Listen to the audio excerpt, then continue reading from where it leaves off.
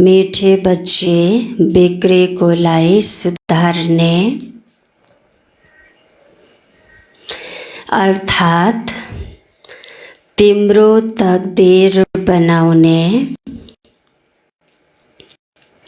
अर्थात् तिम्रो तकदीर बनाउने एक बाबा हुनुहुन्छ। एक बाबा हुनुहुन्छ जसले तिमीलाई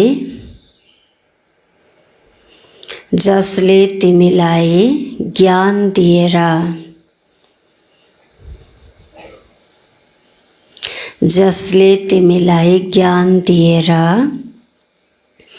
तकदीरवान बनाउनुहुन्छ।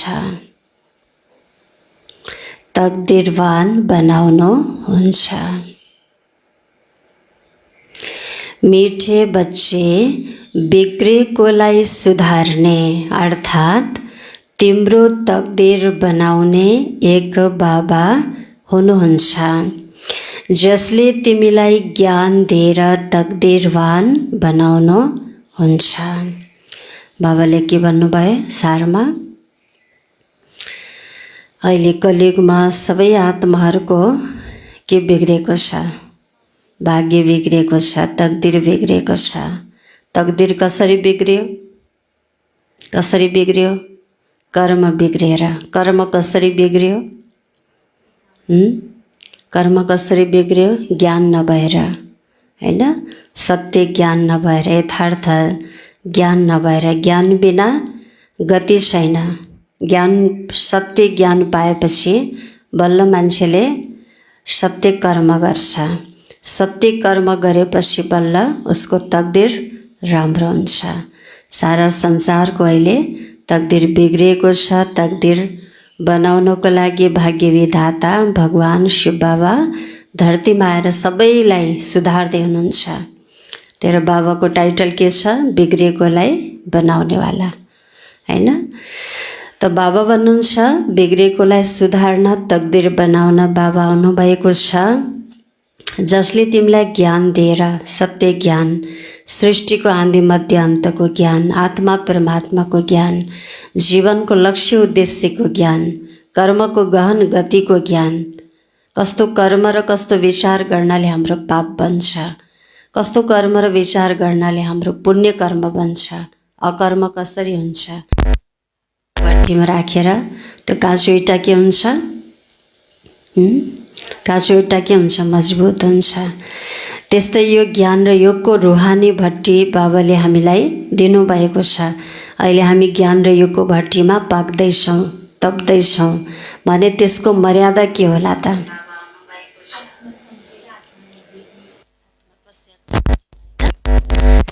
त बाबा उत्तर बताउनुहुन्छ। उत्तरमा छ रुहानी भट्टीमा अर्थात्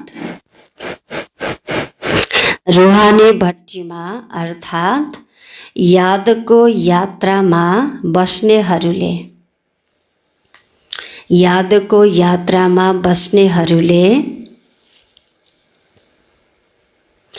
कहिले पनि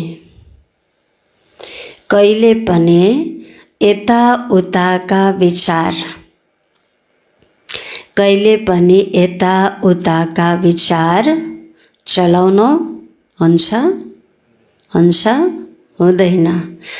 यताउता अर्थात् फाल्तु नकारात्मक यताउताका विचार चलाउनु हुँदैन।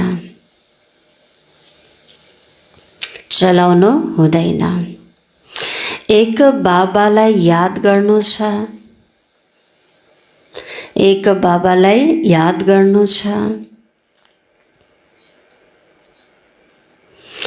यदि बुद्धि यताउता भट्किन्छ भने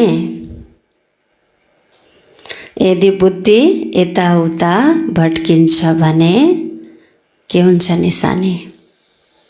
यदि बच्चाहरू योगको भट्टीमा बसेका छन् तर बुद्धि सूक्ष्म डोरी छ नि बुद्धिको यताउता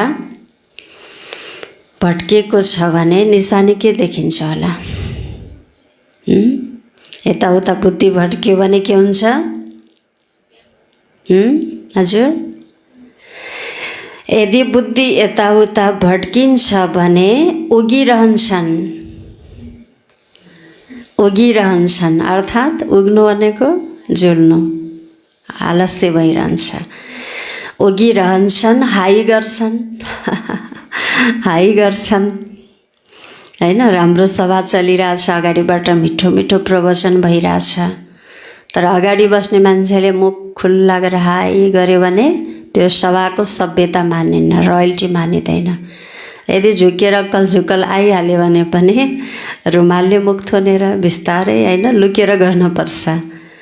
विद्यार्थीलाई पढाउँदै हुनुहुन्छ टिचरले, विद्यार्थीलाई हाई कार्यो भने के सम्झिनुहुन्छ टिचरले? यसको मन लागेको छैन, यसलाई आलस्यले छोपेको छ, यसको मन एकाग्र छैन, उमङ्ग उत्साह छैन यसभित्र भन्ने देखिन्छ नि। अनि टिचरलाई पनि पढाउन जाँगर लाग्दैन।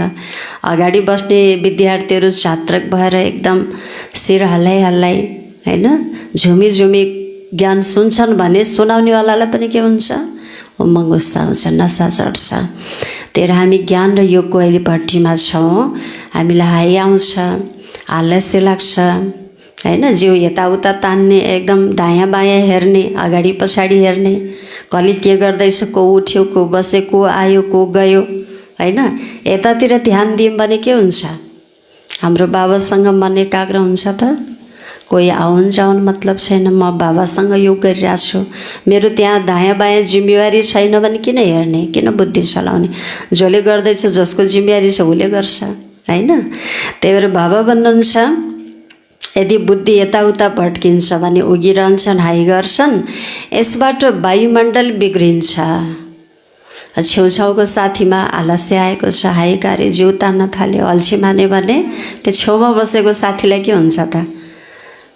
के हुन्छ? उसलाई पनि आलस्यले छोप्छ, वायुमण्डल बिग्रिन्छ, वायुमण्डलमा उमङ्ग उत्साह हुँदैन, आफ्नै नोक्सान गर्छन्। धेरै घाटाकोलाई हुन्छ, आफूलाई हुन्छ। जहाँबाट सुरुवात भयो त्यसैलाई घाटा हुन्छ।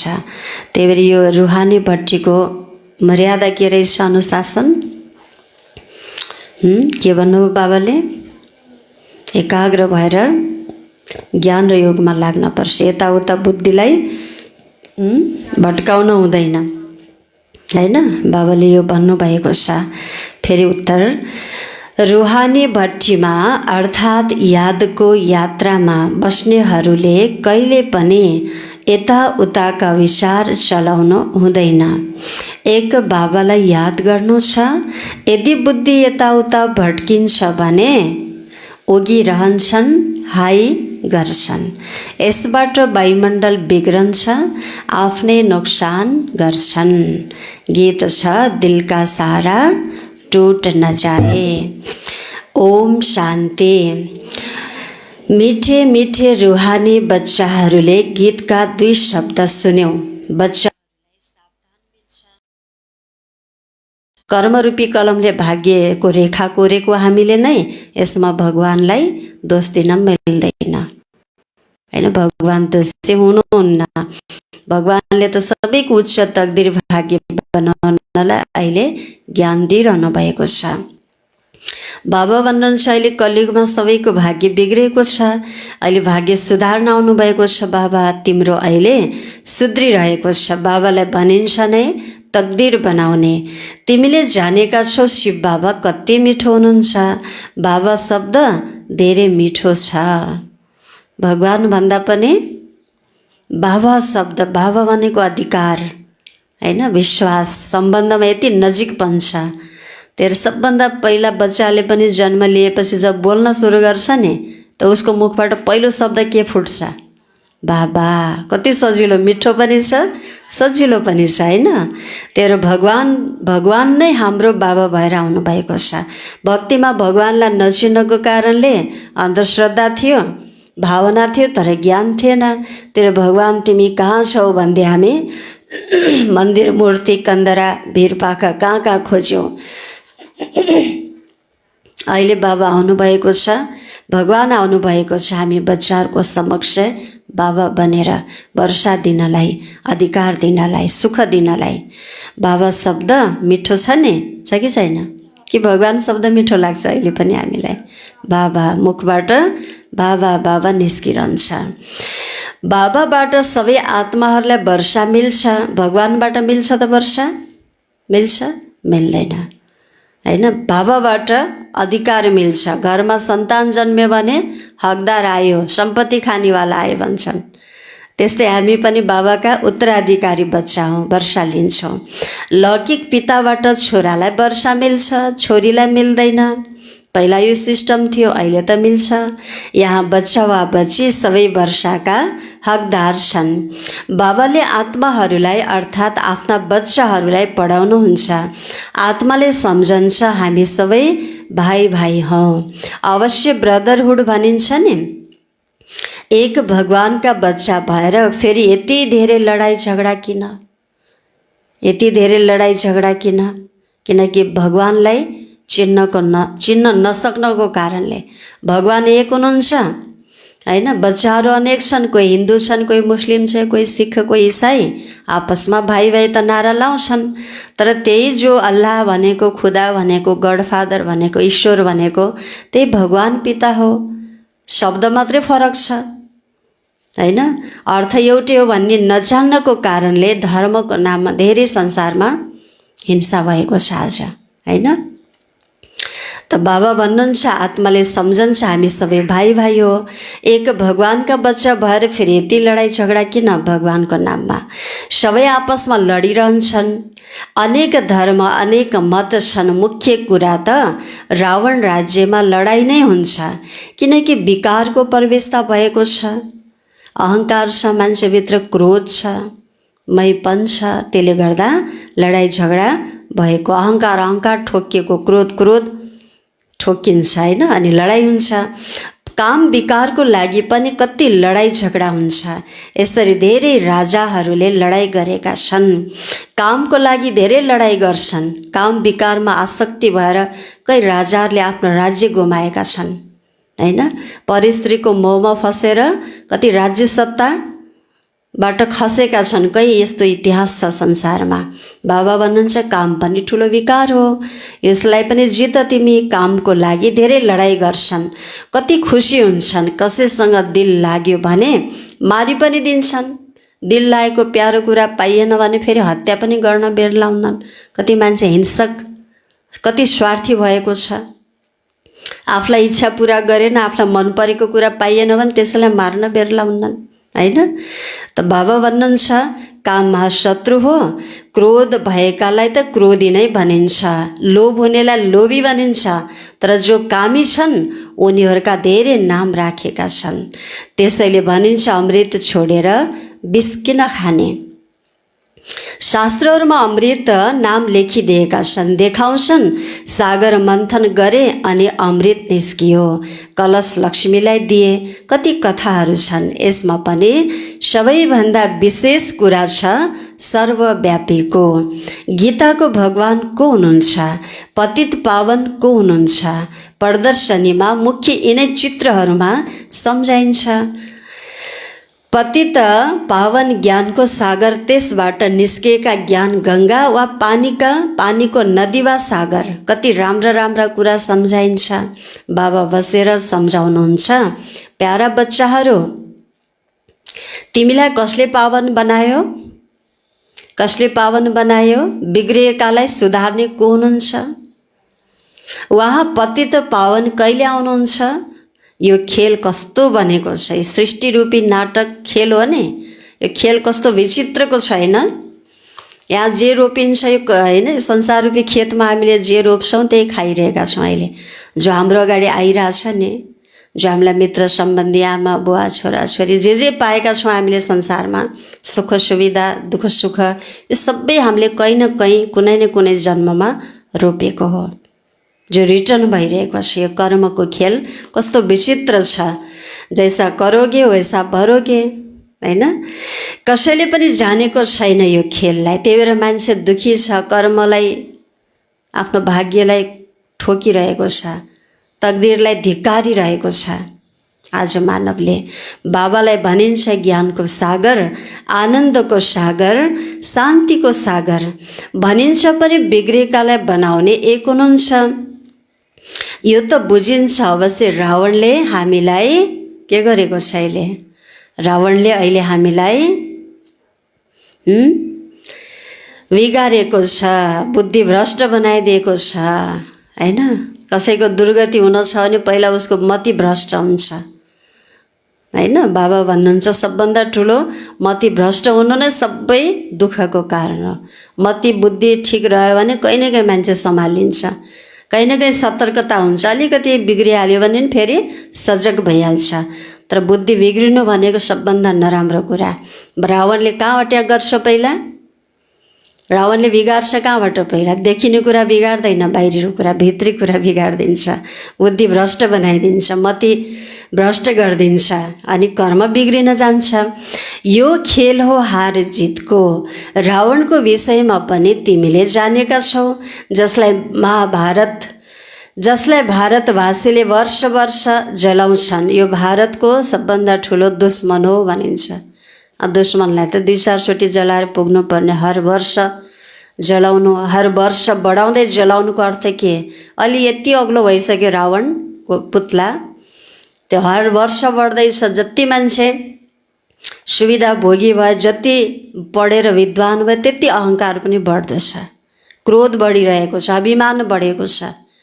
त्यही भएर रावणलाई पनि बढाइरहेका छन्। बाहिरी रावण होइन कि भित्र रावणको शक्ति बढ्दो छ। त बाबा आउनुभएको छ यसलाई अन्त्य गर्नलाई।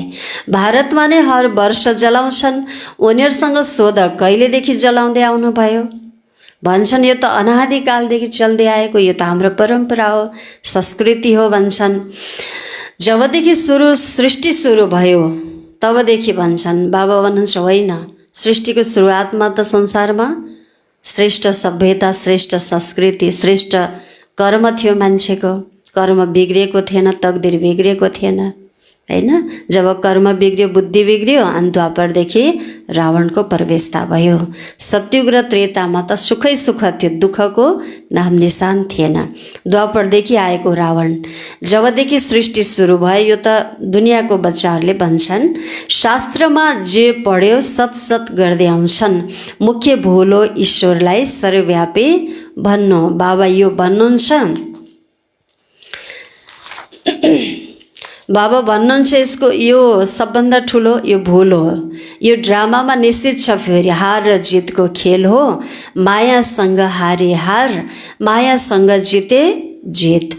मायासँग कसरी हार खान्छ यो पनि सम्झाइन्छ। पुरा आधा कल्प रावणको राज्य चल्छ, 1 सेकेन्डको पनि फरक हुन सक्दैन। राम राज्यको स्थापना, रावण राज्यको विनाश आफ्नो समयमा एक्युरेट चल्छन्।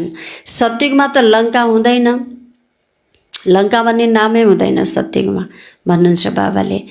त्यो त बुद्ध धर्मको खण्ड हो। जो अहिले श्रीलङ्का छ नि, त्यहाँको श्रीलङ्कामा थोरै रावणले राज्य गरेको इतिहास छ र लङ्कावासीलाई यो भन्यो भने रिसाउँछन्, यो भारतवासीले हामीलाई ठुलो दोष लगाउँछन् भनेर। कोही इतिहास छैन त्यहाँ रावणले राज्य गरेको। त बाबा भन्नुहुन्छ त्यो त बुद्ध धर्मको खण्ड हो। पढे लेखेको बुद्धिमा हुन्छ, लन्डन यतातिर पर्छ, अमेरिका उतातिर छ, नक्सामा बुझ्न सक्छन्। पढाइबाट बुद्धिको ताला खुल्छ, ज्ञानको उज्यालो आउँछ हैन। विद्याले के गर्छ? भित्र उज्यालो आउँछ, ज्ञानको उज्यालो। यसलाई ज्ञानको तेस्रो नेत्र पनि भनिन्छ। बुढी आमाहरूले धेरै कुरा बुझ्न सक्दैनन् बिचारा, किनकि पढाइ कम छ।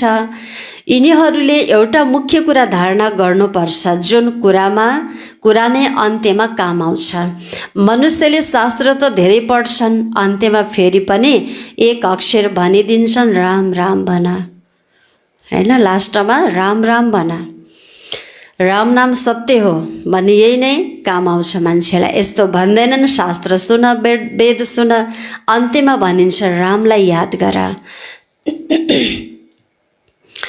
जो धेरै समय जुन चिन्तनमा रहन्छन्, अन्त्यमा पनि त्यही याद आउँछ। अब विनाश त सबैको हुनु नै छ।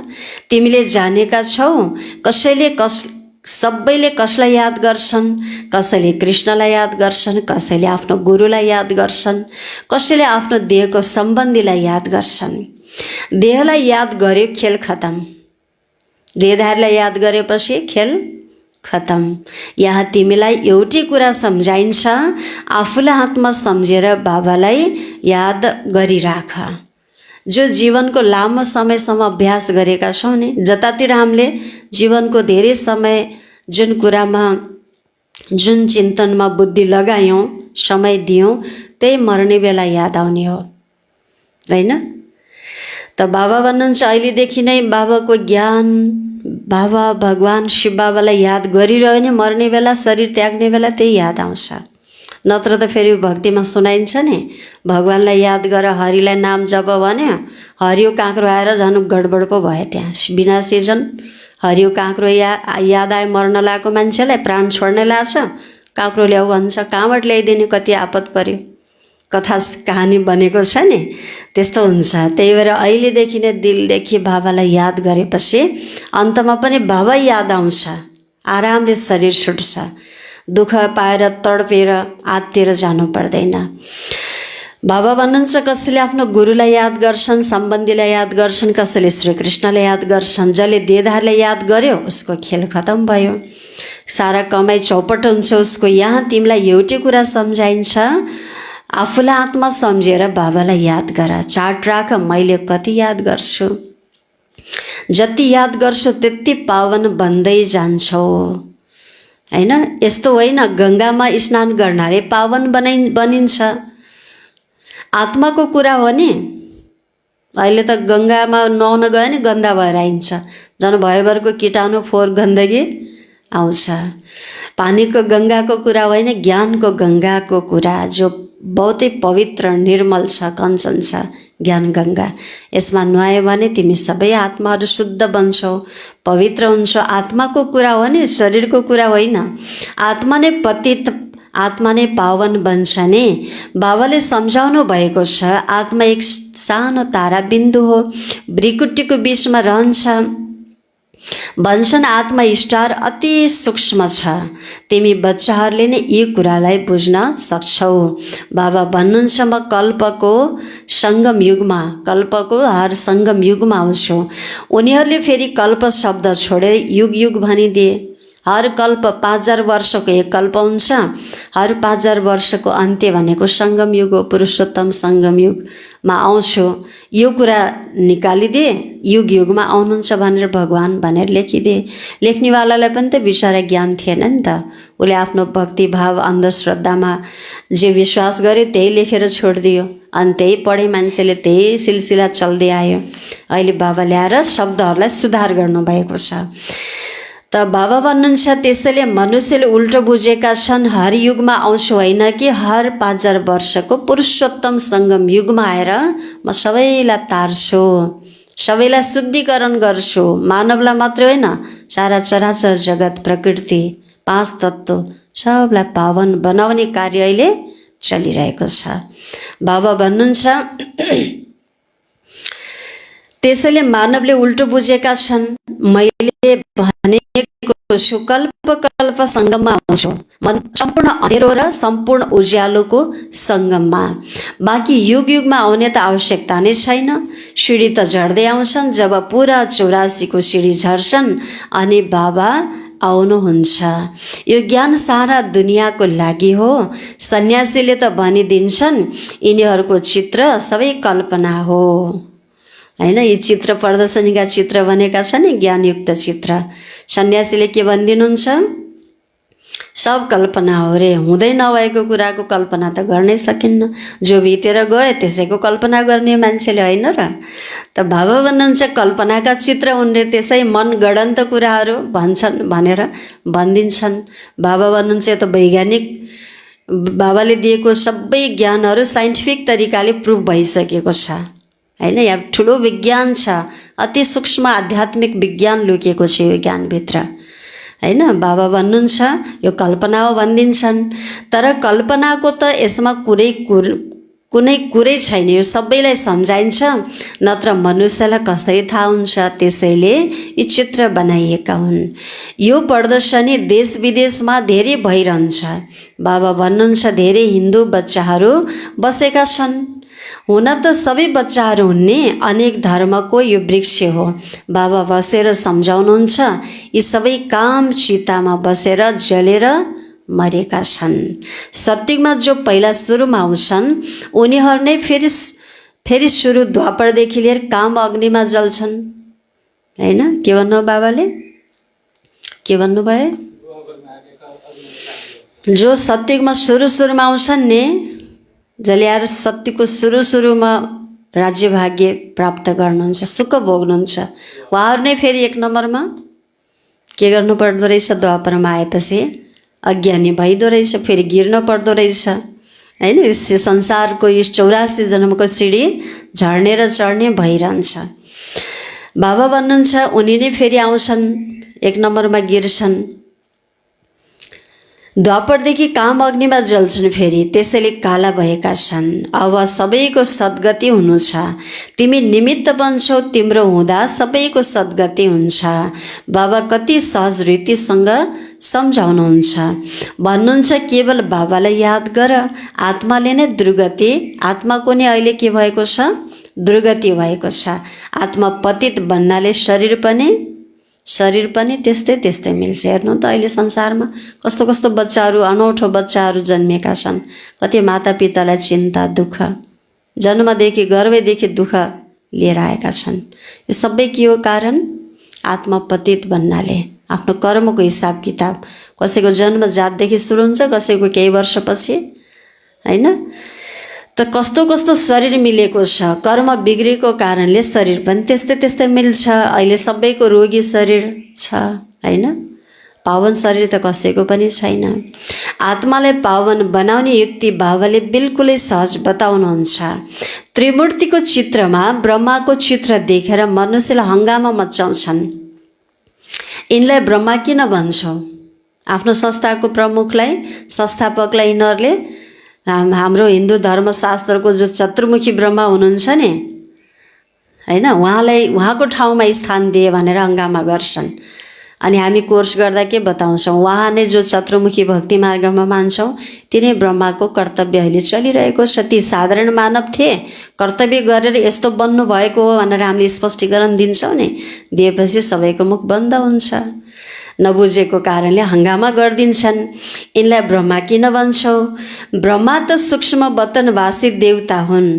यहाँ कहाँबाट आए फेरि? यी दादा त प्रख्यात थिए, अखबारमा सबैतिर आएको थियो। एक जौहरीले भन्छ, म श्रीकृष्ण हो, मलाई 16,108 रानी चाहिन्छ। धेरै हङ्गामा मचिएको थियो, भगाए भनेर हङ्गामा देश विदेशमा के भयो? प्रचार भयो। बाबाको नाम बदनाम गरे कसैले नबुझ्नको कारणले, हैन? अनि बाबाले त्यसलाई पनि पोजिटिभ लिनुभयो। ब्रह्मकुमारीको नाम त प्रख्यात भयो नि, कतिले के रहेछ यो सत्य हो कि होइन भनेर बुझ्न आए सेन्टरमा। बुझ्न आउँदा त कुरा अर्कै छ। कहीँ बाबाको बच्चाहरू त्यहीँबाट जन्मिए, फेरि नयाँ बच्चाहरू निस्के, उनले फेरि राम्रो सेवा गरे, हैन? त बाबा भन्नुहुन्छ अब एक सङ्ग कसले टाउको दुखाउने, कतिलाई उत्तर दिँदै जाने, समयले बुझाउँछ सबलाई, हैन र? एक दिन सत्य त प्रष्ट हुन्छ। भगवानको घरमा देर छ, अँधेरो त छैन। त बाबा भन्नुहुन्छ जसले जस्तो कर्म गर्छ त्यसको फल आफै भोग्छ। तर हामीले टाउको दुखाउन जरुरी छैन अर्काको कर्मलाई देखेर, हैन र? यति धेरै मनुष्यहरू छन्। आबुमा पनि कोही आयो भने उनलाई झट्ट भन्छन्, अरे ब्रह्मकुमारीको पासमा जान्छौ? त्यहाँ त जान हुँदैन। पहिला यस्तो भन्थे त्यहाँकाले। पासमा जान्छौ, उनीहरूले त जादु लगाइदिन्छन्, स्त्री पुरुषलाई भाइ बहिनी बनाइदिन्छन्, लम्बा चौडा कुरा सुनाएर दिमागै बिगारिदिन्छन्। बाबा भन्नुहुन्छ तिमीले मलाई ज्ञान सागर ओल्ड अलमाइटी अथोरिटी भन्छौ। यस्तो पहिला मान्छेहरूले ब्रह्मकुमारीले आई कन्ट्याक्ट गर्छन्, आँखाबाट हेर्ने बित्तिकै जादु लाग्छ। त्यहाँ गएर एकचोटि ज्ञान सुन्ने बित्तिकै उनकै पछि जाऊँ, सधैँ त्यो सेन्टरमा जाऊँ, त्यो जादु हो भने प्रचार भयो। त यहाँ त भगवानको जादु रहेछ, ईश्वरको जादु रहेछ। कस्तो जादु? कोही बिगार्नेवाला जादु होइन, यहाँ चमत्कारले नै जादु भनेको हो कि चमत्कारै छ नि त, यहाँ छैन र। मान्छे दिनदिनै रक्सी भट्टीमा जाने मान्छे आएर सुध्रेर कर्मको ब्राह्मण बन्छ, सर्वभोगी विलासी मान्छे आएर योगी बन्छ, आएर चरित्रहीन व्यक्ति आएर चरित्रवान बन्छ, होइन र। कति घर बिग्रेका, परिवार अल्पत्र भएका, कामकाज छोडेर निष्क्रिय भएर बसेका मान्छेहरू, होइन। पति पत्नी डिभोर्स हुनलाई ठिक्क परेका, लडाइँ झगडा गरेर त्यस्ता मान्छे आएर नि ज्ञान सुनेर मिलेर बसेका छन्, कहीँ लाखौँ उदाहरण छन्। अनि जादु होइन त, अनि बाहिरबाट देख्नेले के भन्छ, ओहो के जादु रहेछ यस्तो, कहिले यसलाई त भगवान्ले पनि आएर सुधार्न सक्दैन, यति बिग्रेको छ, यति गिरेको छ।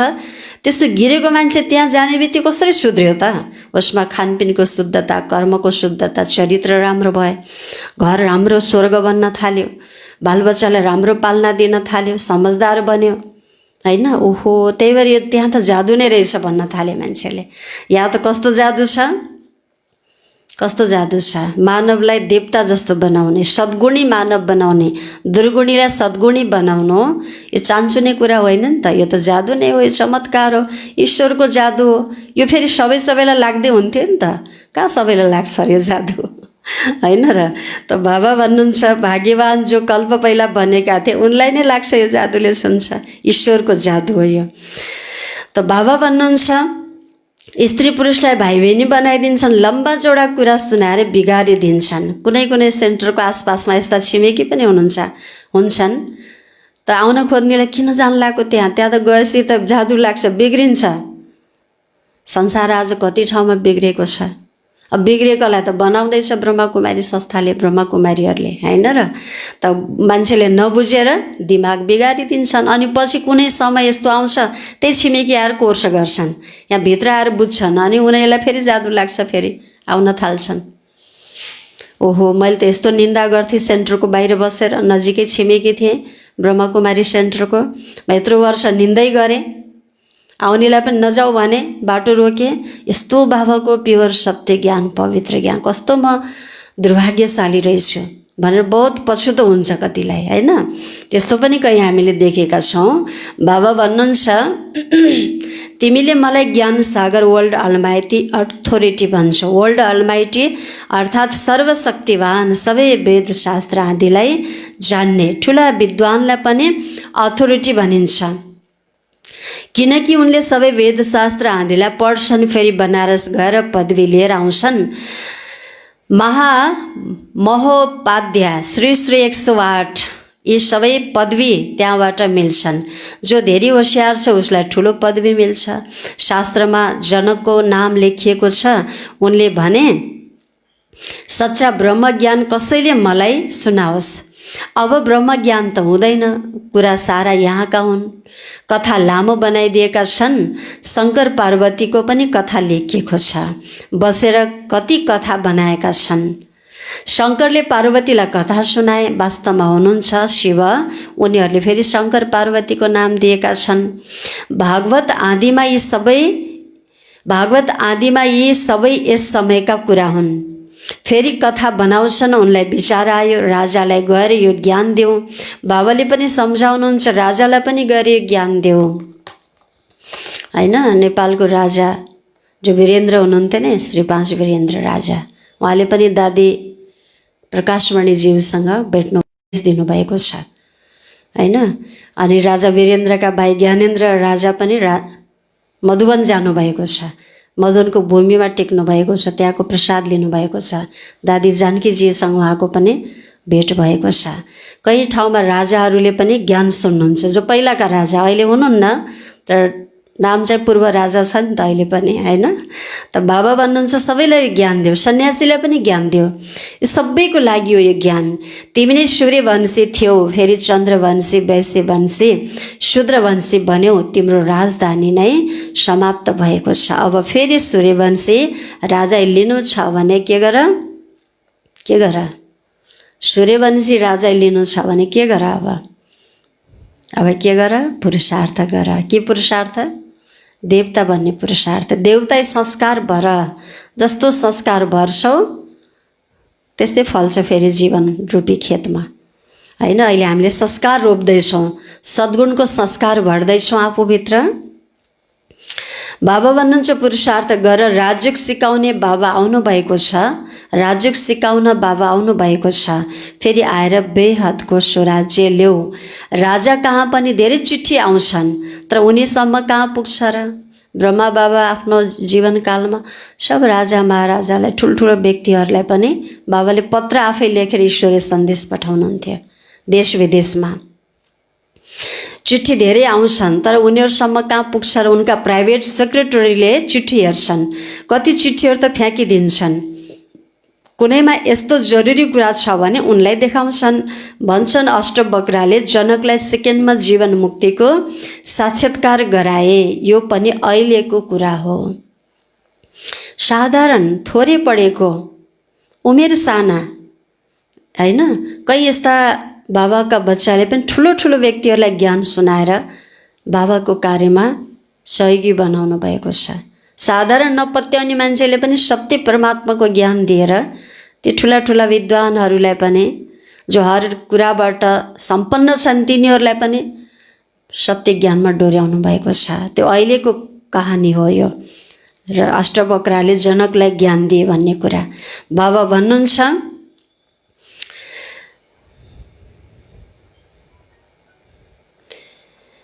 बसेर, अहिलेको कुरा हो यो, अहिले बाबा बसेर कति राम्रोसँग तिमीलाई सम्झाउनुहुन्छ। जसले बुझ्दैनन् उनीहरूले यताउता के गर्छन्? जसको पढाइमा ध्यान हुँदैन, स्कुलमा पढ्दा जो पढ्न अल्छी गर्छ, जसलाई बदमास बन्न छ, चल्न छ, त्यो बच्चा, त्यो विद्यार्थी कहाँ गएर बस्थ्यो? पछाडि लुकेर, टिचरको आँखा नपर्ने, आँखा छलेर बस्न खोज्छ नि। जसले पढाइमा जेहनदार छ, मेहनती छ, मलाई के भन्नु छ भन्ने लक्ष्य राख्ने विद्यार्थी कहाँ बस्न खोज्छ? कसरी हुन्छ? पहिला बेन्चमा बस्न खोज्छ, जहाँ पल पलमा टिचरको नजर निगरानी भइरहोस्। उसले बुझ्छ नि, हैन? टिचरसँग आईमा आई मिलाएर, आँखामा आँखा मिलाएर, हैन, हेर्छ, एकाग्र भएर सुन्छ भने उसले धेरै कुरा बुझेको हुन्छ। अब उसको नजर दायाँ बायाँ घुमिरहेछ, दायाँ बायाँ अगाडि पछाडि फर्किन्छ भनेपछि यसलाई पढाइमा मन लागेको छैन भने बुझिन्छ कि नै? हो, त्यही कुरा यहाँ पनि लागु हुन्छ है। ठाउँ भएसम्म कहाँ बस्न कोसिस गर्नुपर्छ हामीले?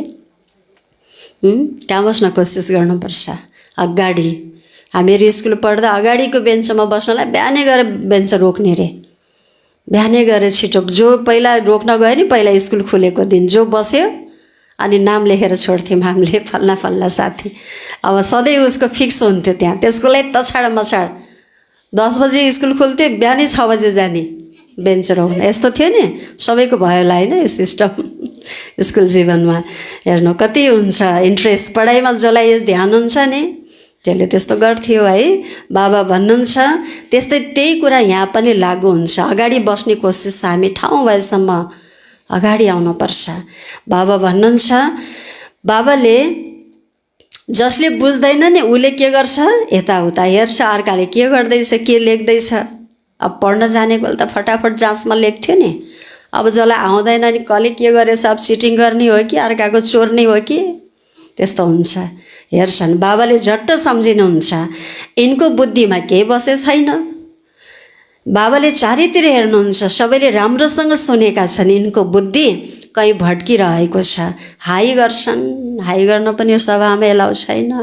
अब आइहाल्यो भने के गर्ने त नि बिचरा, के गर्ने होला? फेरि त म्यानेज त गर्न पऱ्यो नि।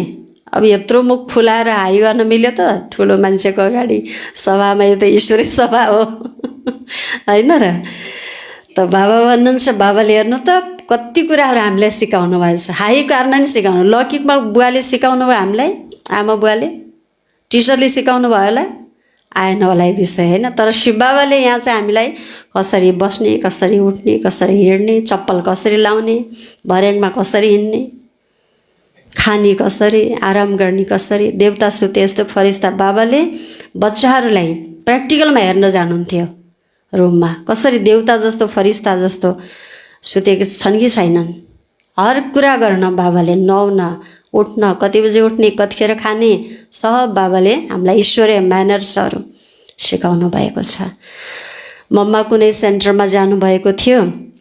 मम्माको विश्राम कक्षमा जब कोही बहिनी त्यहाँ सहयोगी बहिनी बिहान गएर मम्मालाई के चाहिन्छ सहयोग गर्न जाँदा मम्माको बिस्तारा जस्तो पहिला नयाँ च्यादर नयाँ बेडसिट ओछ्याउँदा जस्तो त्यही तन्केको हुन्छ नि, प्रेस लगाएको खुम्चेको हुन्न है। अलिकति एक रात सुतेपछि अलिअलि खुम्चिन्छ। एउटा ठाउँमा पनि नखुम्चेको रे के, कस्तो हल्कावाला मम्माको शरीर फुल झैँ, कहीँ एक ठाउँमा पनि नबिग्रेको रे के। जस्तो लगाएर छोडिदिएको बिस्तारा बिहान उठ्दाखेरि निदाएर उठ्दाखेरि बिस्तारा मिलाउन जाने बहिनीलाई कस्तो प्रेरणा मिल्यो। एउटा पनि कहीँ खुम्चेको बिग्रेको नै रे भनेस् कस्तो सुताइ होला त त्यो। कहीँको सुताइ त कस्तो हुन्छ त्यो गोरुले दाउँछ नि पर दाइहाले जस्तो बिस्तारा एकातिर तकिया भुइँमा खसेको होला, सिर कस्तो ओढ्ने है, च्यादर पुरै दाइहाले जस्तो हुन्छ कसैको बिस्तारा हो यो। त मम्मा यस्तै बाबाले त्यस्तो आराम गर्न फरिस्ता जस्तो एकदम हल्का भएर सुत्न सिकाउनु भयो। बाबाले हर कर्म गर्न हामीलाई सिकाउनु भएको छ। पक्कै पनि मम्मा सुषमा बतनमा गएर निदाएर होला नि त त्यो बिस्तारा नबिग्रेको। यो बेड भनेको त शरीर भनेको त के हो, यो ग्यारेज पो हो त। ग्यारेजमा कोही मालिक सुत्छ र गाडीवाला, गाडीलाई त्यहाँ थन्काउँछ मालिक। राति 12 बजे 1 बजे भए पनि घरमै विश्राम गर्न आउँछ, ग्यारेजमा त सुत्दैन। सुत्छ खड्ग बाइजे, सुतिन्छ गाडीभित्र, घरमै आइन्छ होइन, आफ्नै बेड बिस्तारा या बाबा घरमा कहीँ पनि हो। त्यस्तै यो शरीर भनेको के रहेछ, यो मोटर त गाडी ग्यारेज हो। यो ग्यारेजमा सुत्यो भने बिस्तारा बिग्रिन्छ पक्कै पनि।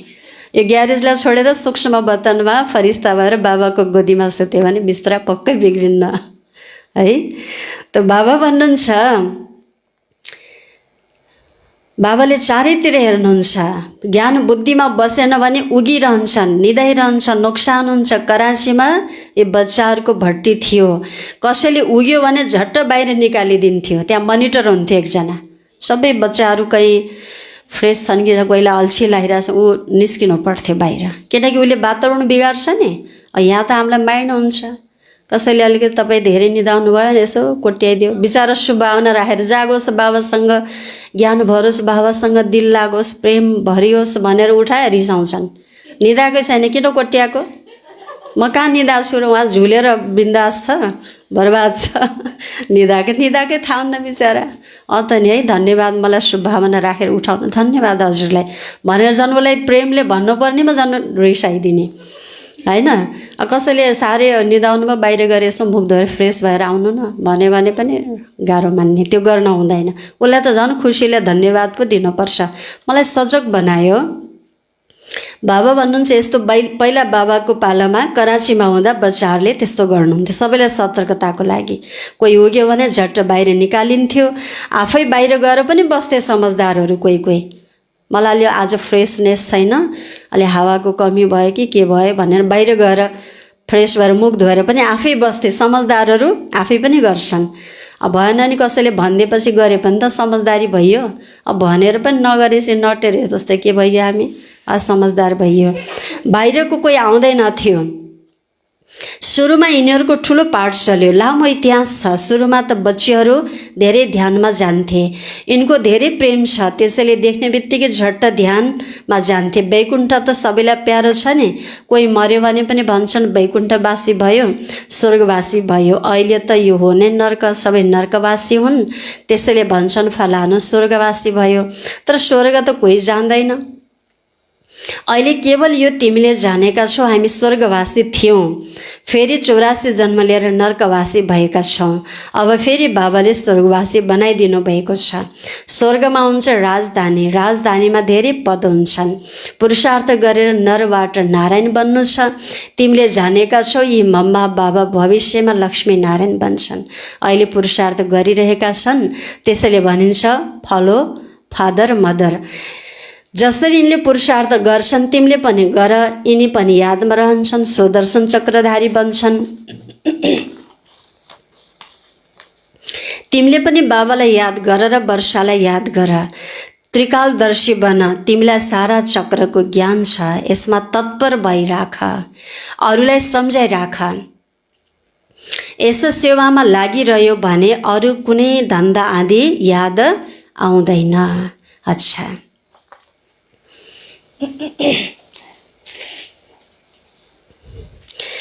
मिठे मिठे सिक्की लदे बच्चाहरू प्रति माता पिता बाप दादाको याद प्यार एवं गुड मर्निङ। रुहानी बाबाको रुहानी बच्चाहरूलाई नमस्ते। हामी रुहानी बच्चाहरूको रुहानी बाबालाई याद प्यार एवं गुड मर्निङ। नमस्ते बाबा, नमस्ते नमस्ते। धारणाको लागि मुख्य सार। पहिलो नम्बर, सत्युगमा उच्च पद पाउनको लागि, सतयुगमा उच्च पद पाउनको लागि माता पितालाई पुरा पुरा अनुसरण गर।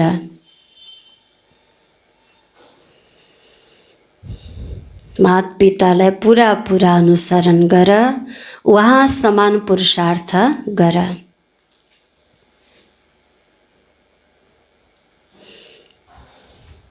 सेवामा तत्पर रहनुपर्छ। एकाग्र भएर पढाइ पढ। एकाग्र भएर पढाइ पढ। ट्राफिक कन्ट्रोल गरौँ एकछिन।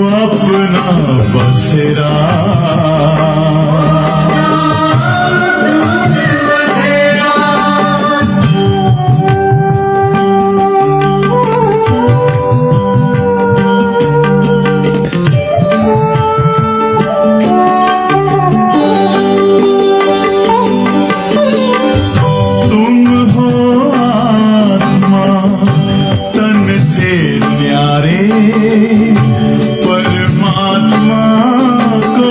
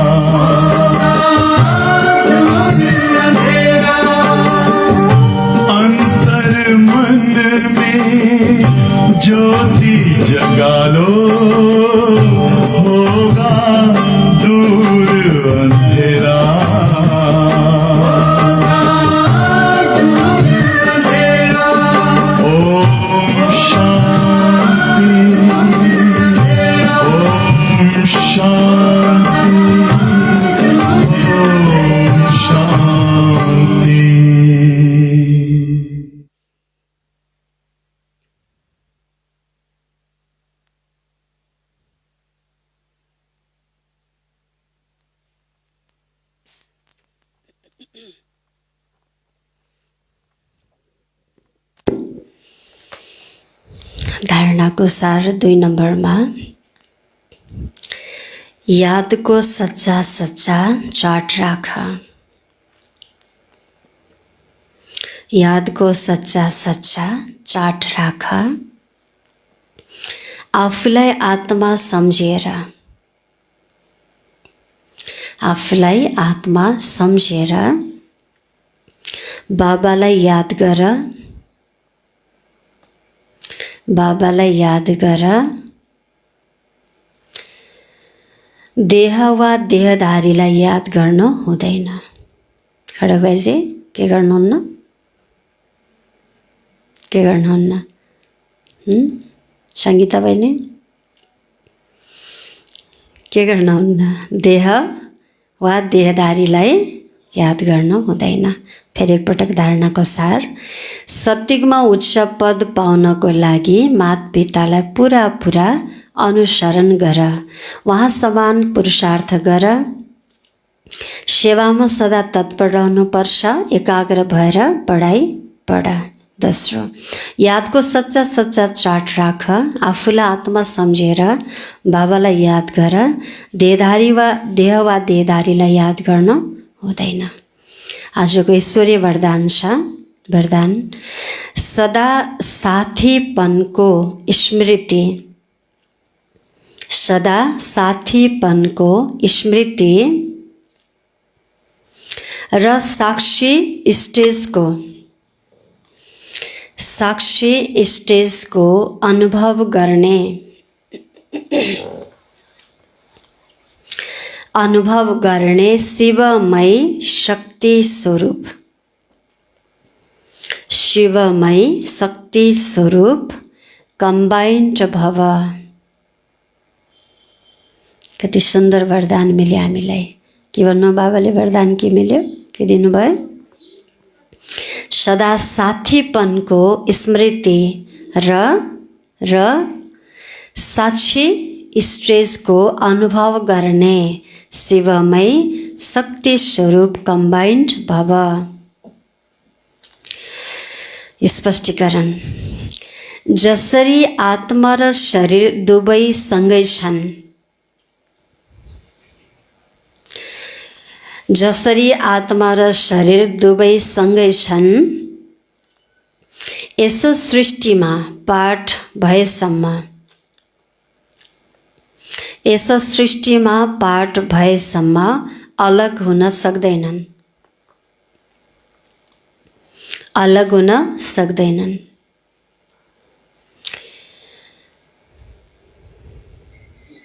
त्यस्तै शिव र शक्ति, त्यस्तै शिव र शक्ति दुवैको पनि, त्यस्तै शिव र शक्ति दुवैको पनि त्यति नै गहिरो सम्बन्ध छ, त्यति नै गहिरो सम्बन्ध छ।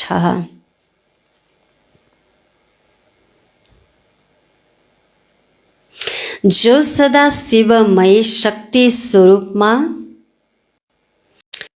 जो सदा शिवमय शक्ति स्वरूपमा, शक्ति स्वरूपमा स्थित भएर चल्छन्,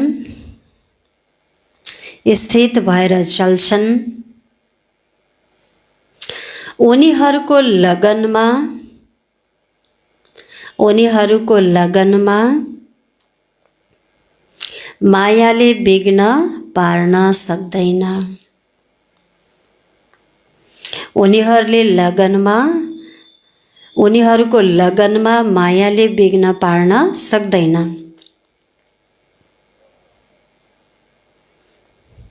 उनीहरूले सदा साथीपनको, उनीहरूले सदा साथीपनको र साक्षी स्टेजको अनुभव गर्छन्।